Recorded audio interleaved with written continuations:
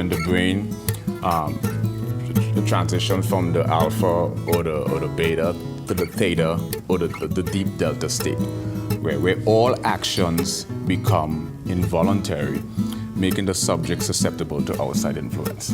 Yeah, suggestion and all of that. Suggestion, right. And then neuro-linguistic programming, often used interchangeably with natural language processing because they both consist of the same abbreviation, NLP. Mm-hmm. But natural language processing is like it's a multidisciplinary discipline. It's a correlation between computer language and linguistic models.